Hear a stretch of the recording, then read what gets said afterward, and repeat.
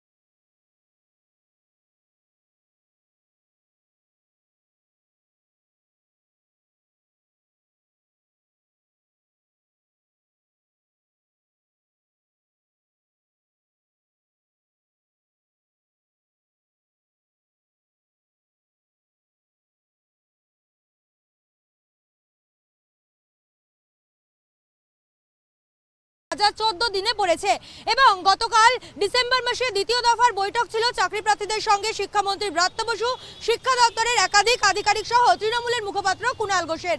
প্রায় 1.5 ঘন্টা হয় এই বৈঠক। চাকরি প্রার্থীরা বৈঠক থেকে বেরিয়ে এসে জানান যে তাদের একটি ডেডলাইন বলে দেওয়া হয়েছে, ফেব্রুয়ারি মাস সেই ডেডলাইন।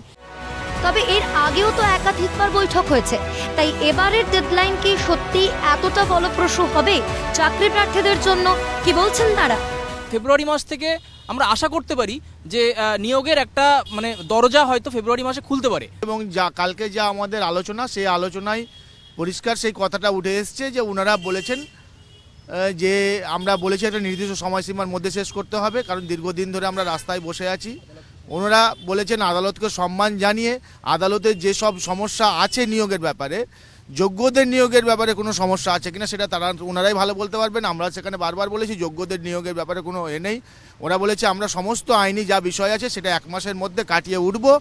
সরকার চাইলেই আমাদের নিয়োগ কিন্তু হবেই, সরকারের সদিচ্ছা দেখাতে হবে সরকারকে। সরকার চাইলেই সম্ভব এবং দ্রুতই সম্ভব। আমরা শুধুমাত্র কালকে ডেডলাইন পেয়েছি, আমরা কিন্তু চাকরিটা পাইনি। আমরা অবশ্যই আশাবাদী এবং বিশ্বাস রাখি ওনাদের প্রতি, এবং আমাদের আশা ভরসা ওনাদের প্রতি রয়েছে, সরকারের প্রতি, যে পারলে ওনারাই আমাদের চাকরিটা দিতে পারবেন এবং দ্রুতই দিতে পারবেন। তবে বাকি সকলের মতোই তাদেরও ধৈর্যের বাঁধ আছে। প্রথমে গতকালের বৈঠকের শেষে তারা বেরিয়ে এসে জানালেন তাদের নিয়োগের আশ্বাস দেওয়া হয়েছে, ডেডলাইন দেওয়া হয়েছে 1 ফেব্রুয়ারি। তারপরে শিক্ষামন্ত্রী ব্রাত্য বসু জানালেন কোনো ডেডলাইনের কথা বলেনি শিক্ষা দপ্তর। প্রসঙ্গত গতকালের বৈঠক হয় শিক্ষামন্ত্রী ব্রাত্য বসু সহ শিক্ষা আধিকারিক, এসএসসির চেয়ারম্যান, মধ্যশিক্ষা পর্ষদের সভাপতি সহ শিক্ষা দপ্তরের আইনি উপদেষ্টার উপস্থিতিতে। তারপরেও ডেডলাইন নিয়ে জল্পনা কেন উঠছে প্রশ্ন। সঙ্গে রীতিমতো ধৈর্যের বাঁধ ভাঙার সুরও শোনা যাচ্ছে চাকরি প্রার্থীদের গলায়। আমরা তো রাস্তা ছাড়িনি, আমরা ধর্ণা ছাড়িনি, আমরা আন্দোলন চালিয়ে যাচ্ছি এবং আলোচনায় এই মাসেও 2বার হলো আলোচনা।